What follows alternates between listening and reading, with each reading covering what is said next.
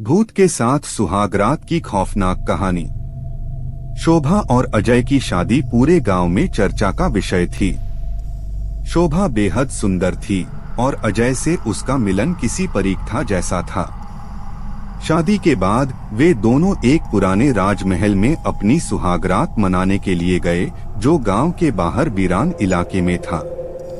राजमहल सुनसान और रहस्यमयी था, जिसकी पुरानी दीवारें और छतें कई कहानियों को अपने भीतर छुपाए हुए थीं।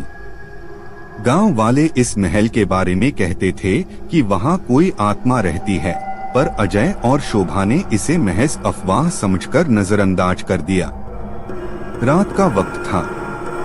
माहौल में एक अजीब सा सन्नाटा पसरा हुआ था। महल के अंदर सिर्फ हवा की आवाज और फर्श पर उनकी कदमों की गूंज सुनाई दे रही थी। महल के सबसे ऊपरी कमरे में उनकी सुहागरात की तैयारी की गई थी। कमरे में पुरानी लकड़ी की अलमारी, बड़े बड़े शीशे और एक विशाल बिस्तर था। हल्की रोशनी में वो कमरा किसी भूतिया फिल्म के सेट जैसा लग रहा था। अजय थोड़ा थका हुआ था, तो वह सोने की तैयारी कर रहा था। तभी शोभा ने उसे कुछ अजीब महसूस करने की बात कही। उसने कहा, अजय, मुझे ऐसा लग रहा है कि कोई हमें देख रहा है। अजय ने उसे हंसी में टालते हुए कहा, यह सब तुम्हारा वहम है। यह महल पुराना है, इसलिए तुम्हें ऐसा लग रहा होगा। पर जैसे ही शोभा ने बिस्तर पर लेटने की कोशिश की, उसे अचानक लगा जैसे किसी ने उसका हाथ पकड़ लिया हो। वह घबरा गई और चिल्लाते हुए अजय के पास भागी, अजय, यहाँ कुछ तो है। मैंने किसी को महसूस किया। अजय को लगा कि शोभा बहुत डर गई है, इसलिए उसने कमरे की अच्छे से जांच की, पर कुछ नहीं मिला। लेकिन तभी कमरे की खिड़की अपने आप खुल गई और ठंडी हवा का एक झोंका कमरे में आया।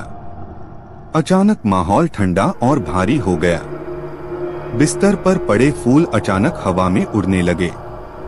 अजय और शोभा अब तक हक्के बक्के खड़े थे, लेकिन इससे पहले कि वे कुछ समझ पाते, कमरे का दरवाजा अपने आप बंद हो गया। अब कमरे में एक डरावनी खामोशी थी। अचानक एक औरत की सिसकियों की आवाज आने लगी। कमरे के कोने में एक धुंधली सी परछाई दिखाई दी। शोभा कांपते हुए अजय से बोली, वो देखो, वहाँ कोई है। अजय ने जब उस दिशा में देखा तो वह भी स्तब्ध रह गया। वहाँ एक सफेद साड़ी में लिपटी हुई एक औरत की आत्मा थी, जिसकी आंखें सुर्ख लाल थीं। वह धीरे धीरे उनकी तरफ बढ़ रही थी। वह आत्मा धीरे धीरे बोली, तुम लोग यहाँ क्यों आए हो? यह महल मेरा है। तुमने मेरी शांति भंग कर दी है।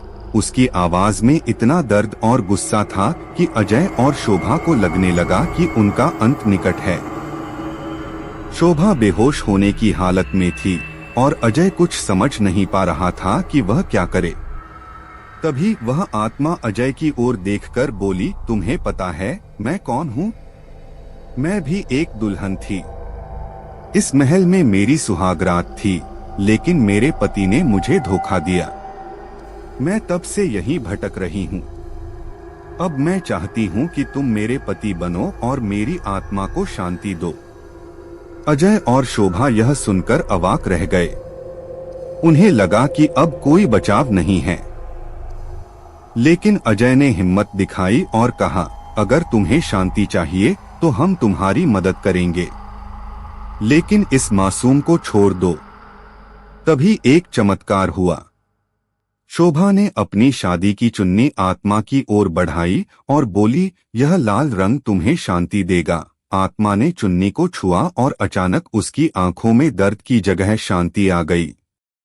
उसके चेहरे पर एक मुस्कान आई और वह धीरे धीरे हवा में विलीन हो गई। कमरे का दरवाजा खुल गया और हवा शांत हो गई। अजय और शोभा ने एक दूसरे को देखा और समझ गए कि यह उनकी जिंदगी का सबसे खौफनाक और रहस्यमय अनुभव था, लेकिन चमत्कारिक अंत ने उन्हें बचा लिया।